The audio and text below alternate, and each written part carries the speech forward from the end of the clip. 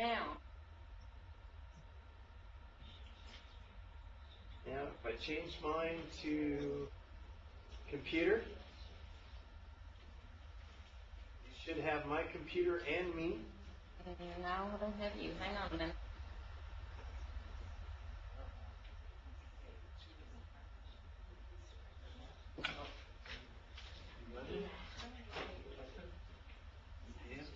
Still, I don't have you on this other side. Oh, I know. Excuse me just a second. Now, there you go. Thank you. You're welcome. Sorry. Okay, so we're looking at my library. I want to show you something that may be dangerous, but that's going to be up to you. And again, the more we get into this customizing the software, the more powerful it becomes, but the more dangerous it becomes for you messing with stuff and hiding stuff and then not knowing how to get it back, okay? One of the things that irritates me, if you close your My Library for just a moment, go up under your search menu and just do Bible search. We're not actually going to do a search, but when you look about halfway down this dialog box where it says Bibles, and you click on this, you have this gigumbo list of Bibles, and it'll include Targums and text fragments. See all of these that say P whatever? Those are all Greek manuscripts. Now, some of you may not have all of these, some of you may, but these are kind of in the way. To be honest with you, I don't use them, and there's a lot of stuff that I've already gotten rid of out of this list. So I'm going to show you how to pare down your library so that it becomes a little bit more manageable. Go ahead and cancel that Bible search and go back to your library. Sometimes you have a number of books in here that you want to get rid of. Now, this is a question that I get asked all the time. So for those who are listening to this video online, this may come in handy for you. But it oftentimes becomes, how do I get rid of resources in my library that I don't use? You have two choices. One is you can delete them, or you can just hide them. Now, being the pack rat that I am, I don't like throwing anything away because I never know when I'm going to want it again. So while I know that all of these resources are on your DVDs or on your CD-ROMs, I don't like the idea of deleting them, so I'm not even going to teach you how to do that. I'm simply going to show you how to hide them. Okay?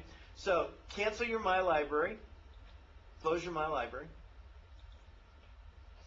and go under Tools, Options, General. Tools, Options, General. And if the fifth option down is Hidden Resources, you'll notice that I have all my Cairo Geniza Targum fragments hidden. I haven't deleted them, but they don't show up in my list anymore when I go to do a Bible search of a Bible that I want to search. Because, to be honest with you, I don't know what fragments I would want to search. As Denny has mentioned, I'm no Bible scholar, or Greek scholar, so I just get those things out of the way. There's a number of them. I've hidden a bunch of my manuscript fragments as well. Just to show you how this works, I want you to hit Add. Now, when you select Add, it basically comes up with a window that looks like what? My library. Okay. Under Collection at the top, select All Unlocked Resources, because I'm only concerned about hiding the stuff that you own that you don't want. Now, there's a whole commentary set that starts with the word be. Be amazed, be this, be that, be others. Now, it's not a bad commentary set, but you're further down the road than that, and you're gonna find other resources and besides the commentaries, and we've talked about commentaries. Type in the find box B, and you'll see all of these. They're by Worsby. Be amazed, be authentic, be available, be basic, be comforted, be committed, all that kind of stuff. Well, I'm telling you right now that most of the time you're not going to use these commentaries. And every time you're searching for a commentary or searching through commentaries, these are going to appear on the list. So we may as well hide them. So select the first one, Be Amazed, just click on it. And you'll notice now it's in my Other Hidden Resources box. Click Add again. Type B and have title selected. It will be because that was the last time you did it. Type B again and select Be Authentic. And it's added that to the hidden resource. Yes? Can we just, highlight it? No. This is the most frustrating thing. I thought maybe you could shift, select like 15 or 20 resources and hide them all. I tried to hide them by the author's name. I've tried every way I can think of to hide them, and the only way I can figure out to do them is one at a time. Now, when you've got 52 textual fragments that are P, whatever, you just sit there and type P and delete. And the other night during the football game, I just hid about 50 resources. I can't figure out, if somebody can figure out a way to do it as a group, I'll give you extra credit.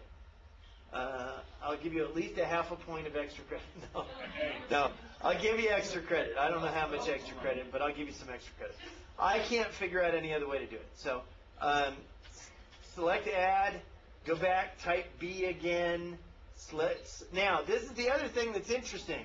You'll notice that Be Amazed and Be Authentic is still in this list, isn't it?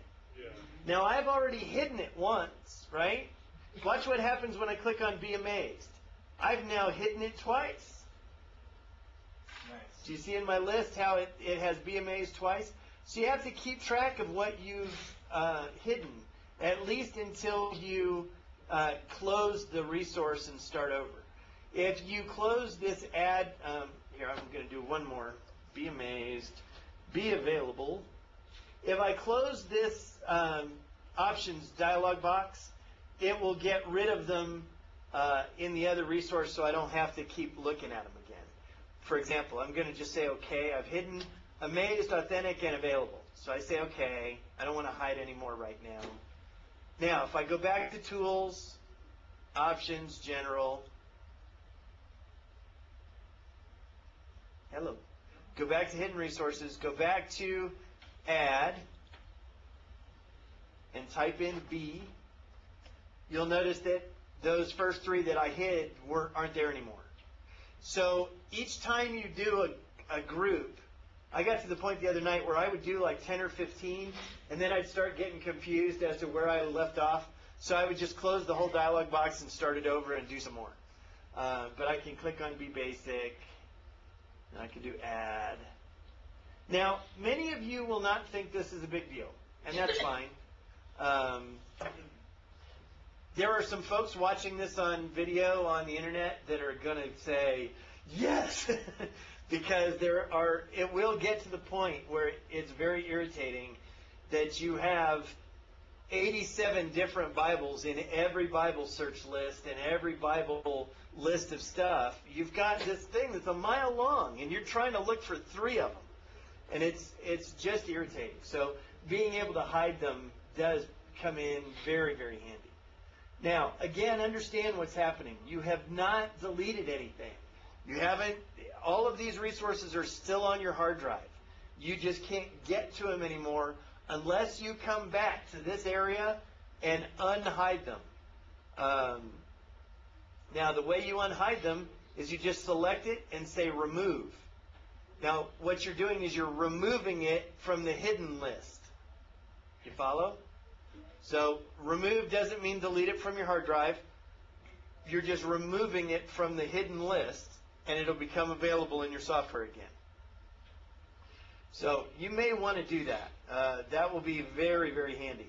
Now, there have been times when I have done this, and then I've gone immediately to a resource window for that particular one, and I've clicked on the parallel resources, and it's still showing up there. If you close that resource window, or if you restart Libronics, it hides everything. So most of the time it hides it right away. But there have been a couple of times where I've found I had to close the resource window, or I had to just restart Libronics and everything started to hide. So Questions about hiding things?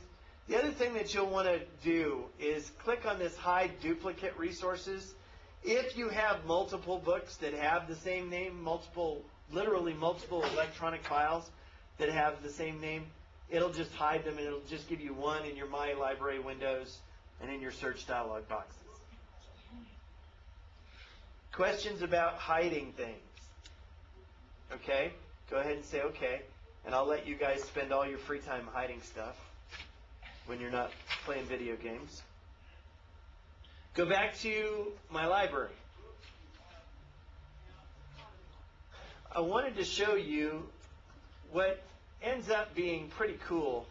Type in Baker's Bible Encyclopedia. Don't click on it yet. Don't open the resource yet, but just type Baker from the title, arranged by title, so that you can get to Baker's Encyclopedia of the Bible. Right-click on the title of the book. And notice that you have some options here. Now, some of these are subtle, and I don't know why you would do it from a right-click rather than just hit your return key. But you can open it. You can open it in a new window. But notice that you can search this resource without even opening the book. Select Search This Resource.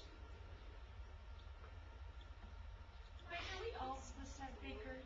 Yeah, I don't have it. You don't have it either? How many of you don't have it? Okay. Okay, let's do a different one. Make sure Arranged by Title is selected and type Dictionary. And do you have Easton's Bible Dictionary? Type Easton's or type Bible Dictionary or whatever. You guys, everybody should have Easton's.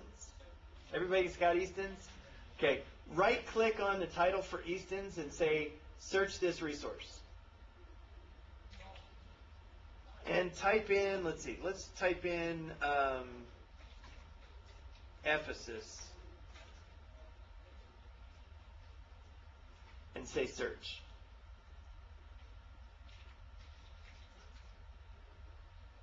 Now, your My Library window may not close because you have Keep Open selected, so if it's in the way, just close it for now.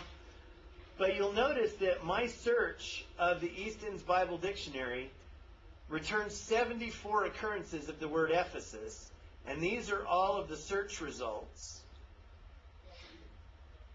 for Ephesus. Now, I never opened my Easton's Bible Dictionary. It's not open. It won't open until I click on one of these hot links, and then it will open Easton's Bible Dictionary to that particular article. So you can search a book without ever even opening it. Now, I want you to notice something. When we click on that first one that says Ephesus, you'll notice when it opens Easton's Bible Dictionary, it has highlighted in color. Oh yeah, you can see it on the screen, okay? It has highlighted in color all the places where that word occurs. As I scroll through, you'll see all the hits, okay? That's just a way of showing you where those search results actually appear. But it allows you to search for books, search through books, I should say, that you don't even have open. Now, honestly, I have to be completely honest with you, I've never done that before. I don't typically think about it is my problem. I'll launch the book and try to do a topical search, or I'll launch the book and try to do a reference search or something, rather than just thinking about right-clicking on it in My Library and then searching it. It's a much faster way of trying to get through to it, but I oftentimes don't think about doing that. So I wanted to make you aware of it. The other thing that we talked about, go ahead and open your My Library again. On mine, it doesn't have the highlighted. How did you get that? It doesn't show the highlighted when you do the search. I didn't do anything special. Okay. It went ahead and opened. Mine was just hard to see. It was kind of gray. Yeah, your color may be a little different. Well, I just got Easton's Bible Dictionary, then a list of like Ephesus 12 times. Right. Click on the word Ephesus. Okay. Okay. Now it opens Ephesus. It opens Easton's and then highlights everywhere that Ephesus occurs. Okay. Now, if you want to know more about your books in the library, you can select About This Resource. So right-click on Easton's Bible Dictionary in your My Library and say About This Resource. Now again, My Library isn't going to close because you have to keep open, so close it to get it out of your way. But here you have information about this book. You have a synopsis of it, a picture of the cover. The bibliographic citation is right here. You'll notice that it's not full MLA format. The titles are italicized instead of underlined and so on. It also has an MARC bibliographic record. I don't know that I completely understand this, and Denny, if you understand Library of Congress better than I do, there's MARC bibliographic records are a way to search remote libraries for books. And I'll show you how to do that. And we might touch on it today.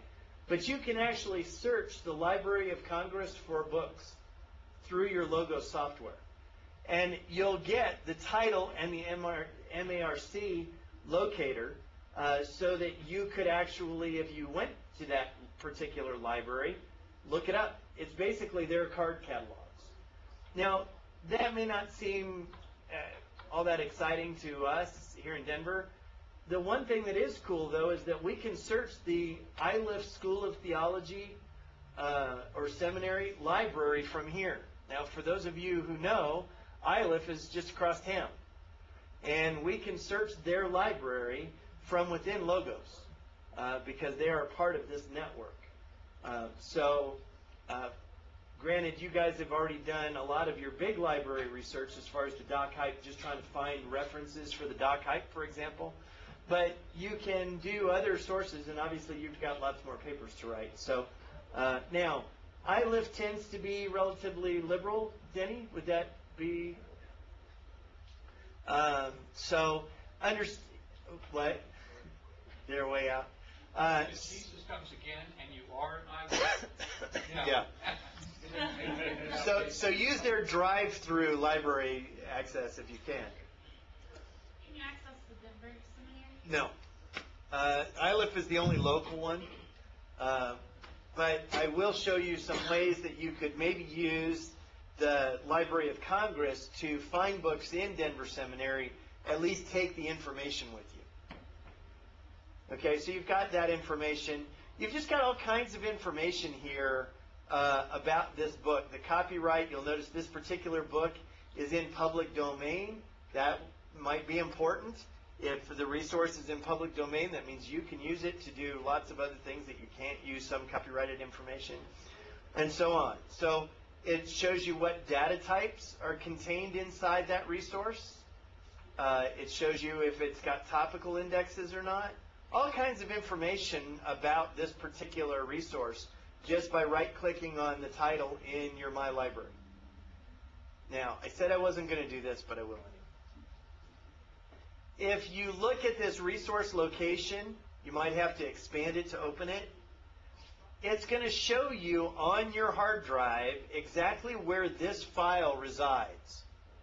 So my Easton's Bible Dictionary is actually in C, Program Files, Libronics DLS, Resources, Eastons.lbxlls. If I go in and delete that file, guess what I don't have in Libronics anymore? Easton's. It's gone. Now, I could always reload it from my CD-ROMs, but if there are resources that you absolutely just don't want taking up space on your hard drive, for example, if you've got a small hard drive and you bought the gold package and there's 800 Targums that you're not going to ever use, or at least you're not going to use them for 2 more years until you become Greek scholars like Denny, you can delete them off of your hard drive and not take up the space, okay? So I prefer hiding them because hiding them, they don't show up in search dialog boxes in other places as well. So you can do that from there. Now you also notice it's interesting, there's also a table of contents section. So you can look at the table of contents of a book. Notice what I'm doing here. This is a hidden feature that's way cool. What do you use a table of contents for, Whitney? Find things, To find what? search things. Certain things. JR, can you be more specific? Well, you can find the pages, those pages if you want. You can find out what's in the book, right? I mean, here you've got these electronic books. When we go to a library book, we basically can take the book off the shelf, open it up, look at the table of contents and say, yeah, this really doesn't have what I'm looking for in it.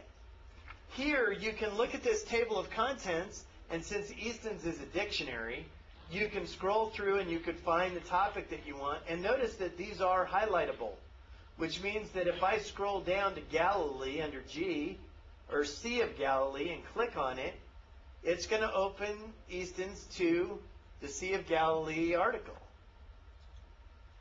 Kind of cool. It's just like having a paper version of the book.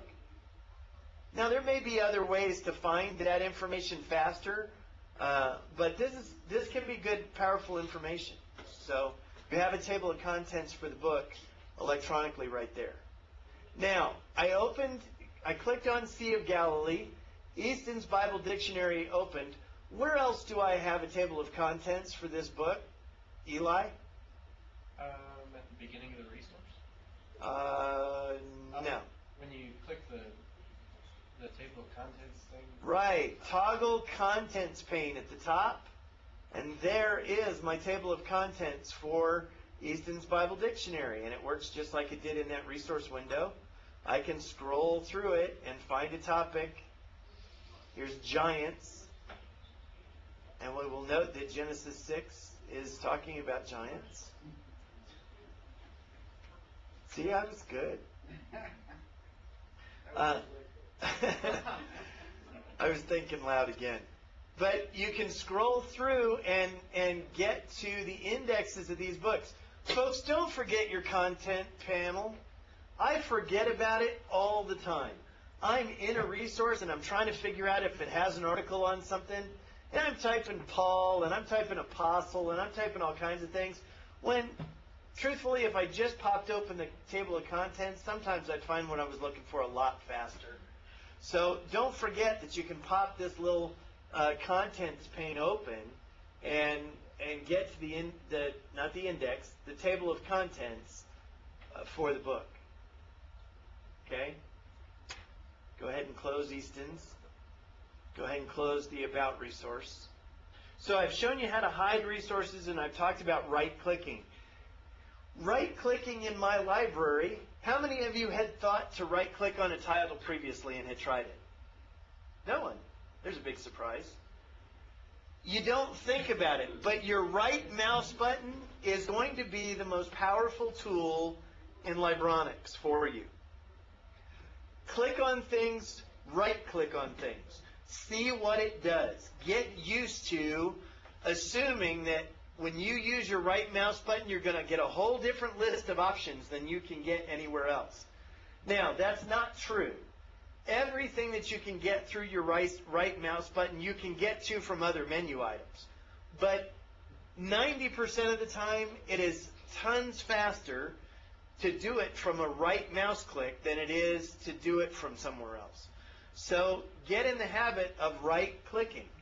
For example, does everybody still have a Bible open? Turn to Philippians chapter 3.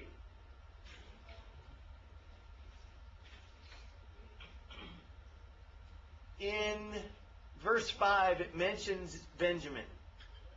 Right-click on the word Benjamin. Now, we're going to go over all of this stuff later, but I want you to look at the bottom of that little pop-up menu that comes up. What do you see that's important? Bible Word Study Benjamin. Slide down that list and click on Bible Word Study Benjamin.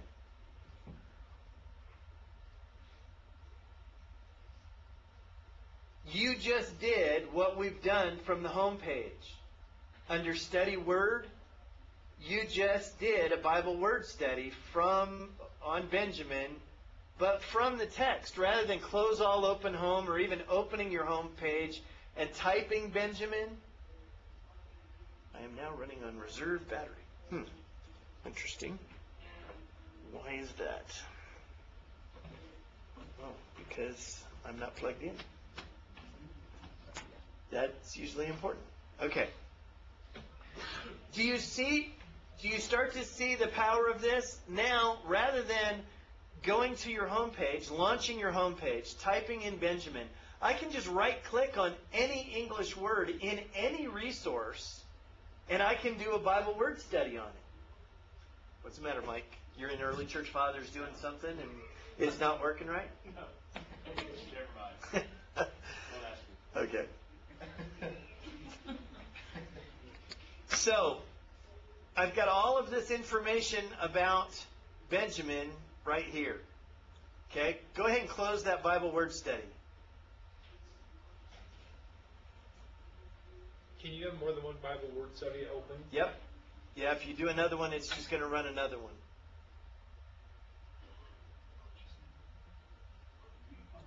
Now, I'm going to switch to my New American Standard.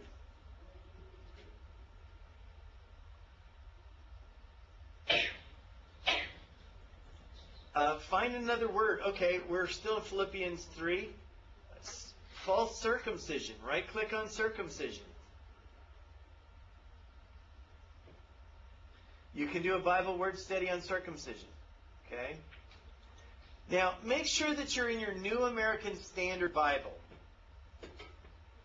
And I want you to right-click on the word circumcision. Now, at the bottom, in the bottom group, you should have 4 choices. Navigate to associated word, Bible word study, circumcision, Englishman's Concordance, G4061, and then copy Philippians 3:3 to clipboard. Todd, what is an Englishman's Concordance?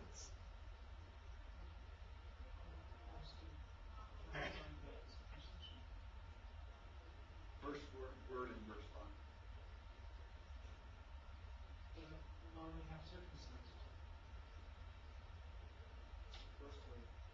Yeah. Fifth word in verse 3. 6th word in verse 3.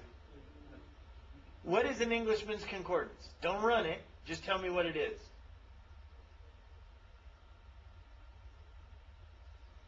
Jerry, what is an Englishman's Concordance? I am going to fail every one of you that took L&R if somebody in that class cannot tell me what Englishman's Concordance is. And you took L&R 2 years ago.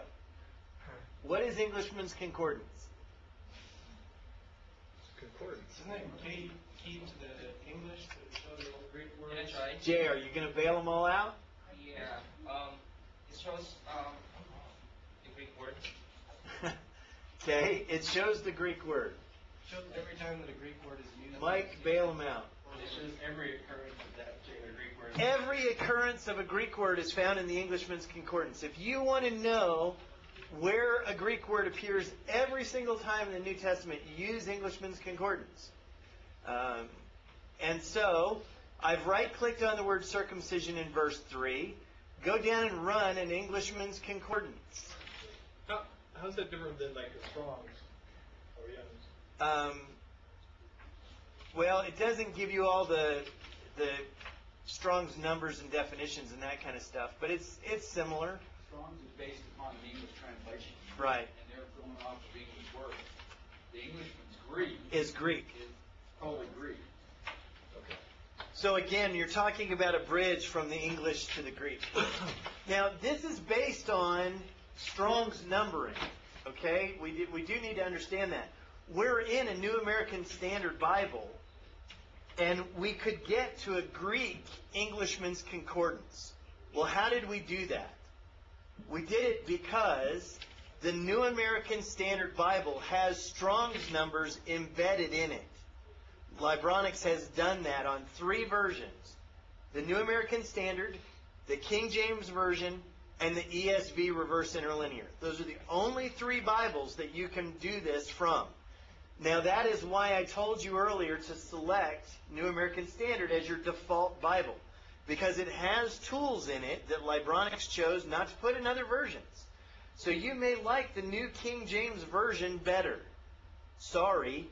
If you want to be able to do some of these tools, you have to start with the KJV, the NASB, or the ESV. Okay? So now you're starting to make sense as to why I had you pick what. It's not just that I don't like the New King James. But scroll through this list. This is now a list of every occurrence of the word circumcision in the New Testament based on the Greek word. You'll notice at the top there's 37 occurrences. Or excuse me, 36, I can't read. And as you scroll down, you'll see how that word is translated in each one of these contexts. And Todd was looking for circumcision. He could have done circumcised. Right. Any of those. Right. It still would have brought him to this list. Yes. Now, that's not going to be the case when you're talking about the difference between a noun and a verb, though. And that's going to be an important distinction. Strong gave different Strong's numbers for verbs and nouns. For example, we keep talking about the word agapao for love. Well, agapao is the noun, is the verb form. Agapes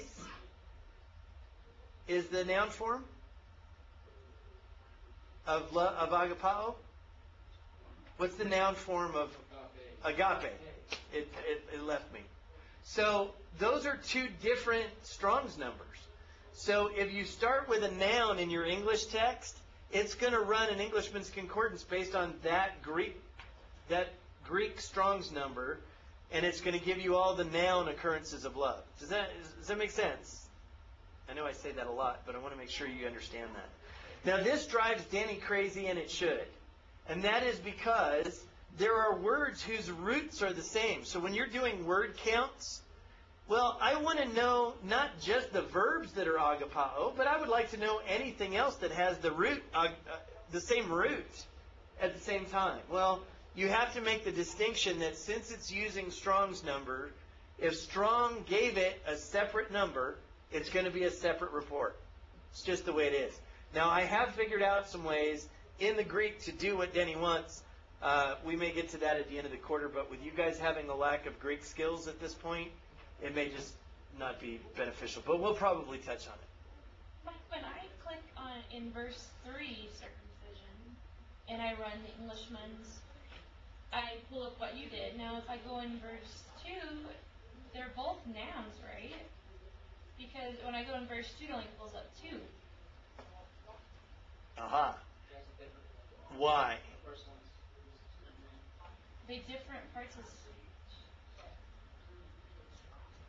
No, it's important for you to understand what's it highlighting in your search result. False circumcision is a different word than just circumcision. Now, this is interesting because we're starting to see that multiple English words sometimes are translated by one Greek word. You follow? Yes. So, false circumcision is a different Greek word than just circumcision. Now, in our English, it's two separate words. So we're thinking we could search for false and we could search for circumcision. Doesn't work that way. Okay? Now, again, I think in some cases it should, and Denny's right, because the root of both of those words is going to be the same, correct? You're going to have a different stem on the end or a prefix or something that's going to change it to false circumcision. So you should be able to find them both, but you got to understand how Englishman's is being run in this context. When you start from an English Bible, the only thing it can do is use Greek Strong's numbers because you're not talking about Greek.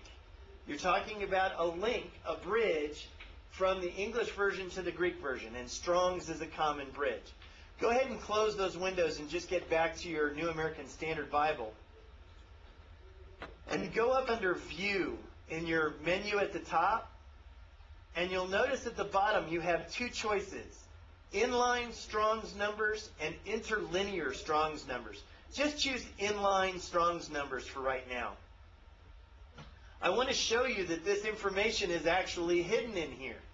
I mean, it's a data type that's part of this text. So underneath each word is the Greek or Hebrew Strong's number. And you can do that as an interlinear, or you can actually change it to inline. Interlinear puts the Strong's number below the word, and inline puts it next to the word. Now, scroll down to verse 3. You'll notice that the Greek Strong's number was 4061. Right-click on it again, and you still have all the choices that you had before. You can still choose Englishman's Concordance G4061 and run that same report, okay? You can also now, since you're seeing that Greek Strong's number, just click on the Strong's number. Double-click on the Strong's number. What did we just do? Mike, what did I just do? I executed a key link for a Greek Strong's number. So it opened on mine. It opened the Enhanced Strong's Lexicon. Anybody open something else?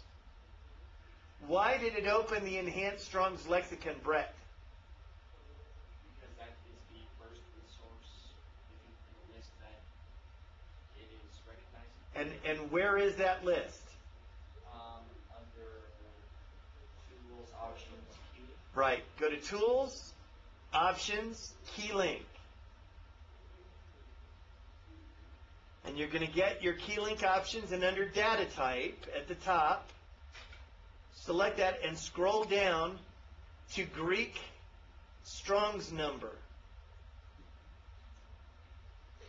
And what is the first one in my list? The Enhanced Strong's Lexicon. How many windows were set to open when I executed that key link? Mine just had one. Yours may have had a couple, but most likely your default was one. So if I want the Strong's number to open to something else, all of these resources in this list are linked to Strong's numbers. So let's promote. Does everybody have Vine's Complete Expository Dictionary? Should be about the 5th or 6th one down. It is locked. Okay. I know which one you do have. Scroll down to the Theological Dictionary of the New Testament. This is TD&T. This is the one we like. This is the full-blown TD&T. Go ahead and promote it. Just promote that one resource and click Close. Now when you get back to your workspace, close your Enhanced Strong's Lexicon. Just close that one window. Now go back to circumcision and click on that Greek Strong's number again. What did you open? TD&T. To a study on circumcision. Larry, what volume and page number is that study on? Okay. Doug, what volume and page number is that study on? Pardon? It's not open yet. Terry? It's volume 6, page 72. Volume 6, page 72. So if you go to the library and pull volume 6 off the shelf and turn to page 72, you're going to find this study on the Greek word for circumcision. You follow that? Where do you see the page number? Under Active Index, Oh, okay. click on it and you can change it to volume and page number or Greek Strong's number or topics. All I did was change it to volume and page. Denny, you were shaking your head. Is there a problem? Yeah, I'm not seeing how you do that. Go run it by one more time. Okay. All I have is the G4061. Okay, in the menu at the top, right next to the little green Go button, is your Active Index button.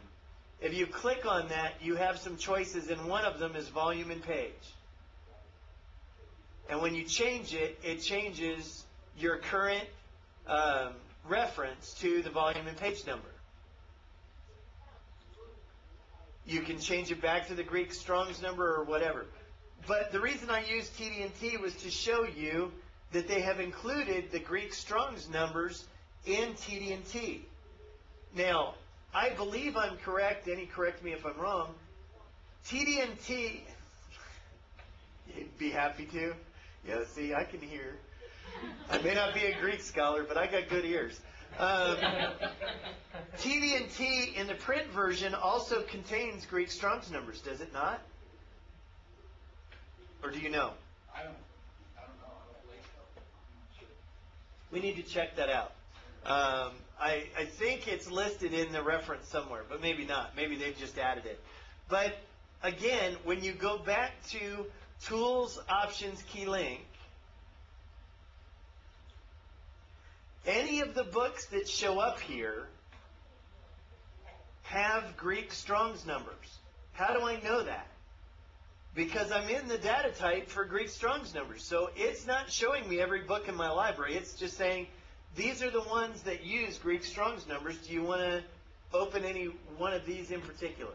So it's kind of cool that it's not going to let you put a data type. You can't put a key link to an English dictionary from a Greek data type, for example. It's not going to mess with that. If that book isn't indexed to the Greek data type, it's not going to show up in this list. Okay? But again, you can promote as many of these as you want. You can set the order so that if you like Vines or if you like Woost's word studies, you can promote those. You can set them to a particular order, and that's what's going to open first. So again, you have complete control. Go ahead and close that and close your TD&T. Get back to your New American Standard 95 Update Bible window and leave inline Strong's numbers or interlinear Strong's numbers showing, and hit your arrow key on your keyboard and get to the New International Version.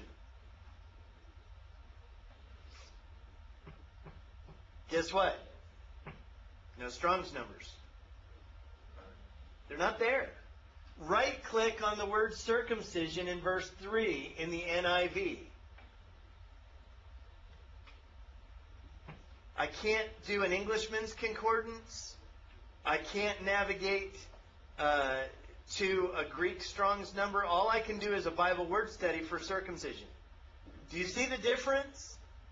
The King James, the NAS, and the ESV interlinear, because they have Greek Strong's numbers built in, they have created at least one bridge to the original language. This one does not. The NIV does not. And so the only way I can get to the original language from the NIV is to do what? How can I get to the Greek from the NIV? You have to go through. You have to look it up on that. You'd have to go through a Bible word study if you want to look for that particular Greek. Or you'd have to go back and run a passage guide or an exegetical guide from the homepage for that particular verse. Yes? Ask that question one more time. How can you get How can I get to the Greek? of circumcision? Yes, of circumcision from the NIV. Can you not right-click on it and go to selected text circumcision and go down to like the Greek English lexicon? Some of those don't directly up to the word. But you're not going to see a Greek English lexicon in there. It's not indexed to it. I see it. Yeah, it is. I have them It's too. in Act 1. What resource are you finding? Greek English. I'm in the Standard New NIV. Testament. I highlighted the word circumcision. Right-click, selected text circumcision. All the way to the bottom, there's a Greek English lexicon of the New Testament. Yeah. So Open it. Open the more it's one. open directly up to the word circumcision.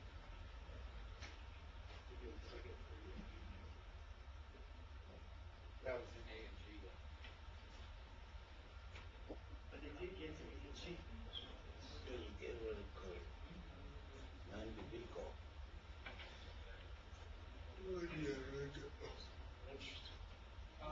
But mostly I just went down and I did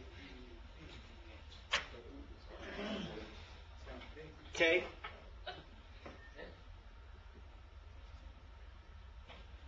I need to figure out how it's doing that, because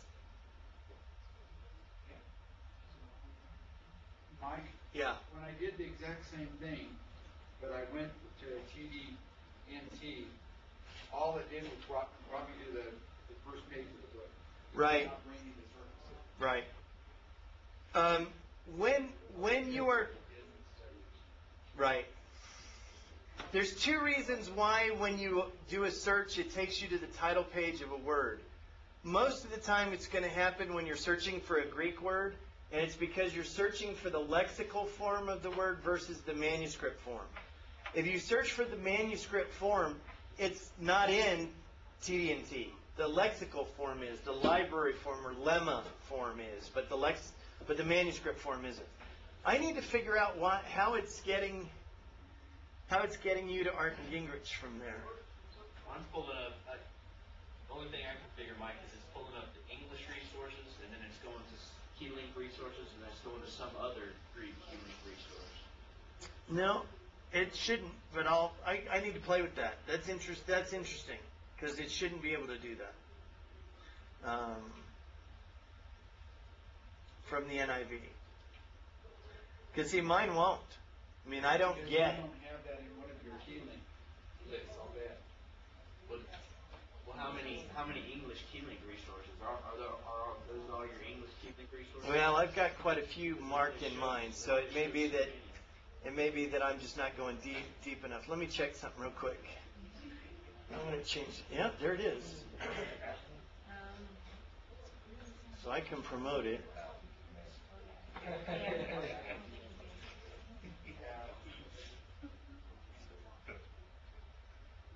Yep, there it is.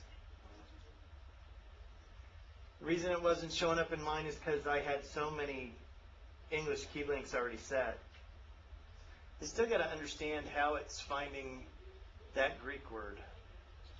But I'll give you that answer on Thursday. Here's my logic, Brett, just so that you know. If I can get to the Greek, I should be able to run an Englishman's concordance. If I can look it up in Art and Gingrich, why can't I run an Englishman's concordance? And it's because Englishman's in this system is set for the Greek Strong's numbers that it's not doing that. But obviously, you're still getting to a Greek text from the English, and I need to figure out why. So, but do you see what we can do from right-clicking? Now, I want to show you one other thing. I'm clicked on circumcision, so I'm in Philippians 3:3. Make sure Philippians 3:3 is in your current reference dialog box at the top of your window. And now go up under Tools, Bible Study. Guess what you have? Passage Guide and Exegetical Guide. Yes? Here's something. If you go to like the Revised Standard, New Century Version, and you do the same thing, you don't get to the word. So it must be something in the New International. Yeah, you shouldn't be able to do that. So I need to look at which resources they've modified. There's still no Strong's numbers in there, but they've done something to it. So I got to look at it. The NIV's in the other version.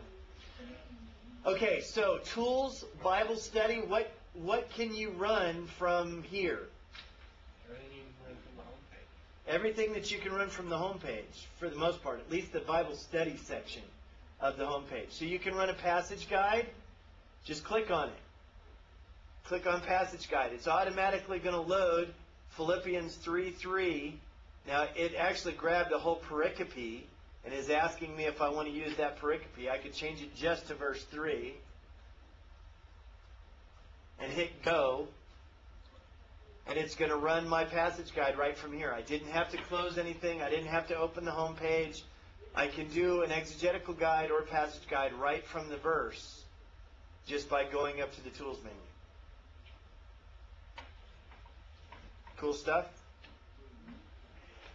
Get used to right-clicking on things. You have all kinds of options. Now, the option that Brett just showed us that I was going to skip for now because I didn't think that it would do quite what I wanted it to. Go ahead and click on the word circumcision again in verse 3. And notice that you have some options. Display information, auto lookup, selected text.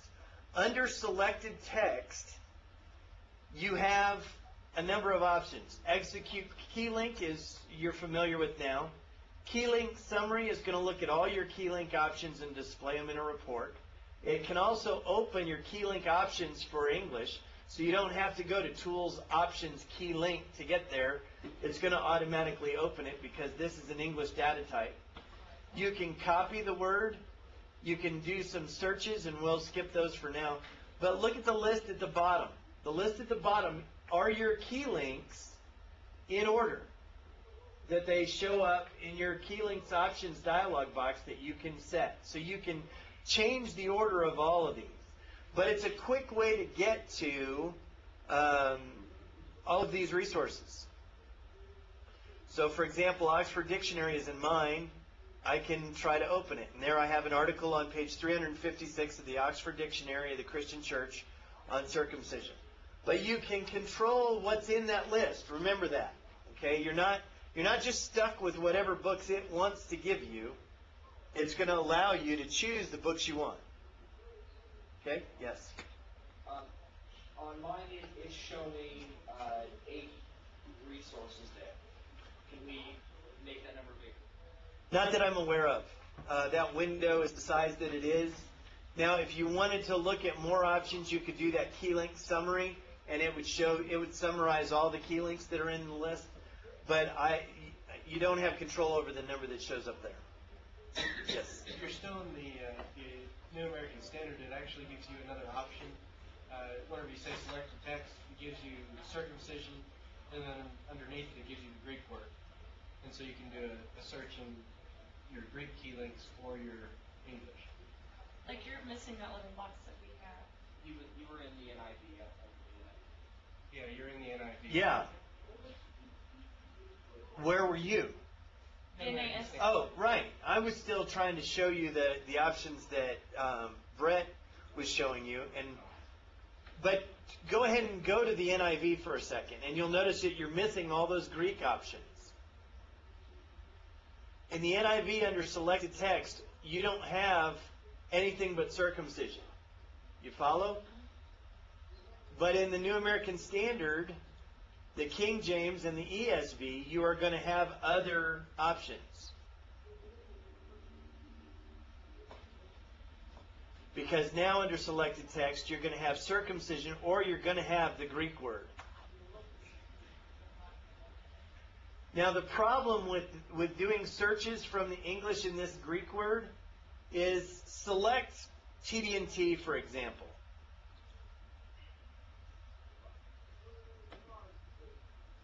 And it works. Select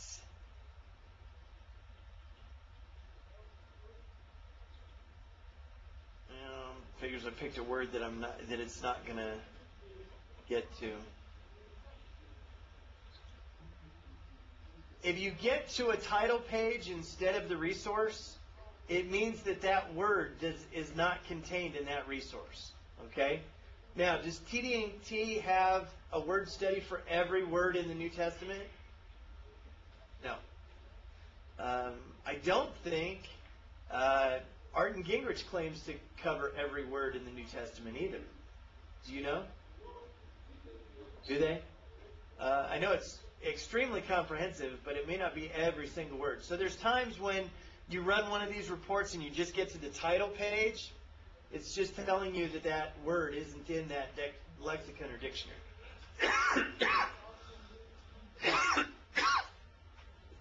Questions? Okay, the other thing you'll notice is I've been opening all kinds of windows, and so I have like 6 tabs along the bottom. That happens a lot, and you have to pay attention to that. Now, it's hard for me to tell all of the windows that I have open right now, even with the tab. But if I go up under the Windows menu, you'll notice that I have 6 windows open, and these are all of the ones that I have open. And I can select the Oxford Dictionary and just bring it to the front. I can do the same thing through my tab menu, but I wanted to show you that you can see what's open in this Windows dialog. Now, the reason that becomes as important is if I minimize one of these windows, like my TD&T Abridged, my little Kittle, I'm just going to hit the minimize button. Now it doesn't show up in my tabbed index, but it's still open and running. And it will show up under my Windows menu at the top. And I can select it and bring it back. Does that make sense? Do you see what I did? I just minimized one, and then under the window menu at the top, I can find it in my list and bring it back. Okay?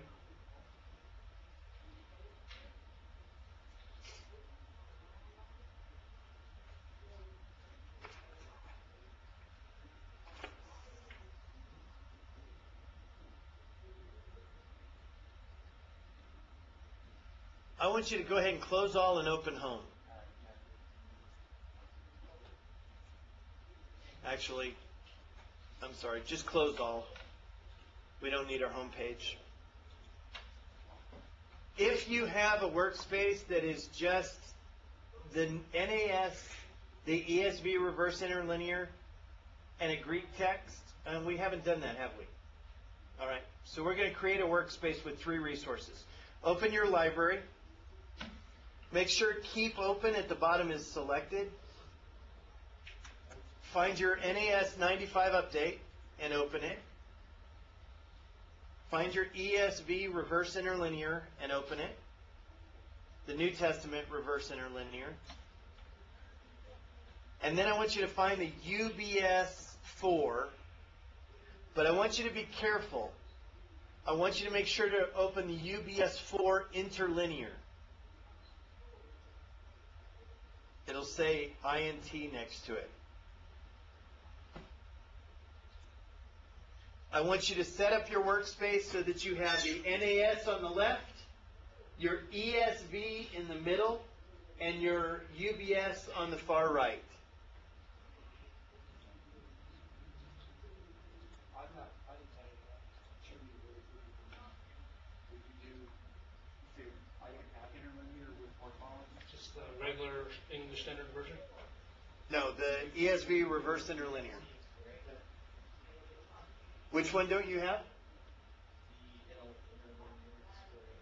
Which interlinear? You don't have the ESV reverse interlinear or the UBS?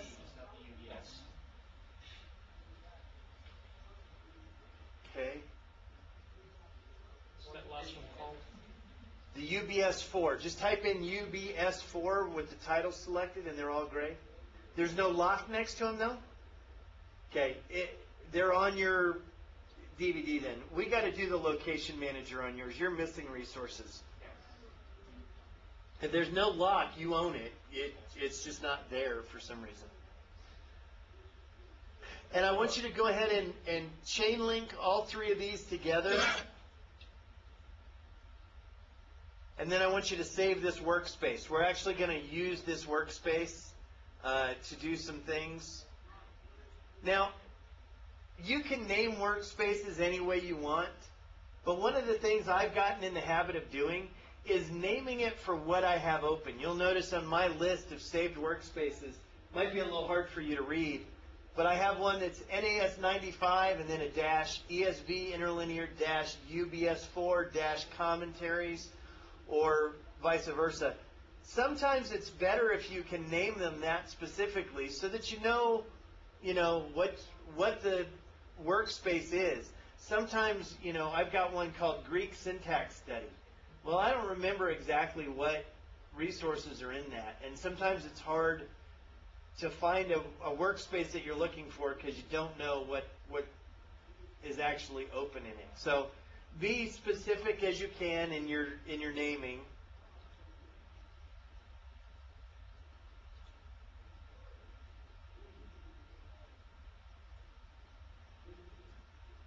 And I'm going to go up and turn on my interlinear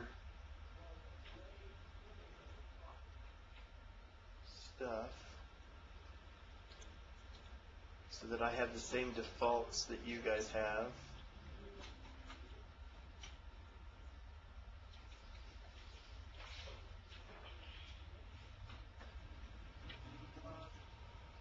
Make sure you turn off the visible Strong's numbers in your NAS too. You don't need that all the time. I find that irritating to have them visible. You can get to them by right-clicking on the word. You don't necessarily need them visible. So it makes it easier to read the text when I don't have it visible. I want to look at some differences, and we want to start the discussion of what interlinears are and how some of these vary. Interlinear texts come now in two forms. One is the traditional interlinear, where you have the Greek text with an English translation in between the lines of text. And the new rage that's happening now is a reverse interlinear, which is the English text with the Greek in between. We'll talk about that. Look at your NAS window, your NAS 95 window, and go up under View. You'll notice that we already looked at inline Strong's numbers and interlinear Strong's numbers. There's another one that says Bible text only. Click on it and see if you can tell me what's different. Links anywhere. Little letters. Okay, so you lost footnotes, right? Footnotes. You lost footnotes. What else is missing? All of the spaces and the pericope titles, everything, just in there. All your pericope titles and everything are gone. You're just looking at, guess what? Bible text only, which is what you just told it to do. Now, there's times when Bible text only is fine with me, but I also miss having my footnotes and that kind of stuff sometimes. So this is completely your choice, but it is a visual option that you have, is Bible text only. And this does come in handy when you're cut and pasting. It does, because it doesn't copy all the pericope sets and all that kind of stuff, and all the footnotes. Now, I'll show you how to turn off copying footnotes and all that kind of stuff Thursday. I'm going to turn mine back so that it's not Bible text only. But other than inline Strong's numbers and footnotes, I really can't show anything else in my NAS. We've seen a couple of ways that we can maybe get to some Greek stuff. We can run an Englishman's concordance. We can go to selected text and we can find some things. But the bridge to Greek is a little bit narrow. It's kind of a footbridge, okay? It's one of those little rope bridges that kind of swings a little bit. You don't have a lot of options. You have some, but you don't have a lot. Now I want you to concentrate on this UBS 4 text, this interlinear on the far right-hand side. And if you want to, make your window bigger so that you can see it better. And I want you to notice what you're looking at here. On screen, you have the very first line, the main text, is what's called the manuscript. Okay, that's what your Greek text actually reads. These are all the parsed forms of the words. Okay? The next line down should be the lemma or lexical form of that Greek word, which is kind of cool, especially when you get into some words that change their stem and look different. It's nice to be able to get to the lexical form of the word, the lemma. Underneath that is the English definition. And then underneath that is the morphology. That's what all those capital letters are. It looks kind of weird, doesn't it? But, for example, go to Matthew 1:1, if you're not already there.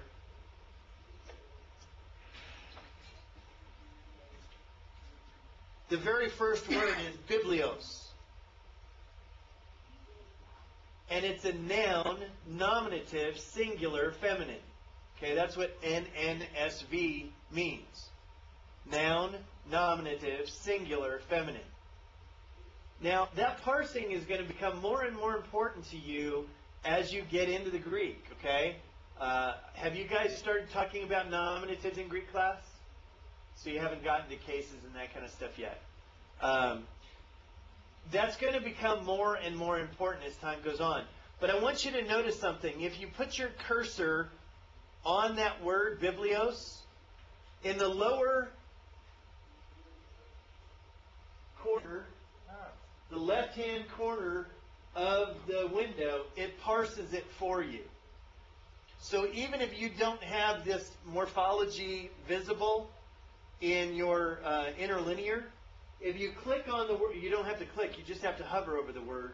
It's going to parse it for you in the lower left-hand corner of your screen. Does everybody see that? Mine looks like a G976. That's your Strong's number, but if you're where we are, I'm not sure where you're getting a Strong's number from. Right, well, I'm on the Biblos. You're on Biblos? Am I supposed to right click or no? No, you don't click at all, just hover. he's in the ESV reversing. Okay. Yeah, it should be in the UBS, all the way on the far right-hand side. I just want to look at the UBS for now. This is the Greek text. Go up for a second with the UBS 4 selected. Go up under View. And you'll notice that you have a choice that says Interlinear. Select that. And turn off everything except for manuscript.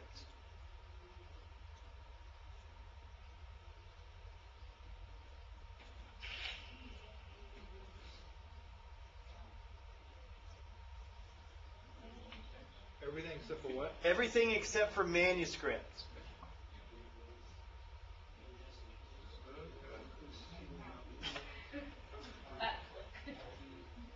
Now, I'm covering up my ESV interlinear for right now, so all I've got is my New American Standard 95 and my UBS open. Miles, can you read Matthew 1:1 in the NAS 95? Yeah. Would you, please? The English. The NAS 95. Is the NAS an English translation? It looks like it. Okay. So attempt to read the NAS, Matthew 1:1. Here we go. The record of the genealogy of Jesus the Messiah, son of David, the son of Abraham. It's not too hard, is it? Well, Okay. Go to the UBS 4, Matthew 1:1, and would you read Matthew 1:1 there for me as well? okay. Biblios. That's all you got. See, I can't even do that much. It's a little tougher, isn't it? Now, Danny, read Matthew 1:1. In the Greek.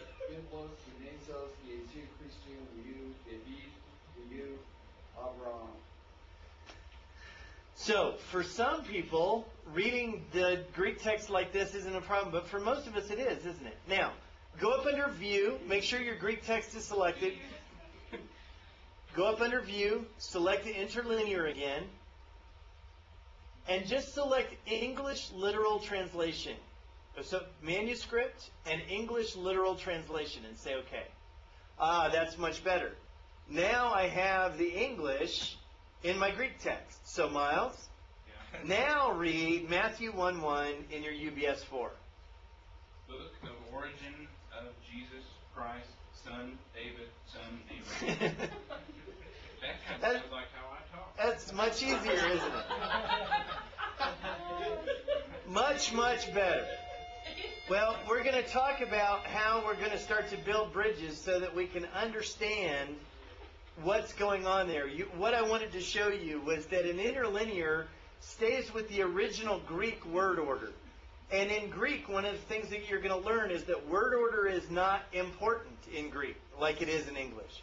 So sometimes, some passages, the word order in the English sounds very strange. And we'll look at more of that on Thursday. Can we put it back to normal? Yeah, just go back under View, Interlinear, and select Default. And then say OK. Thank you. Much better. Okay? Okie doke.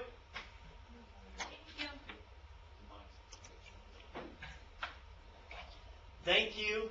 You're welcome.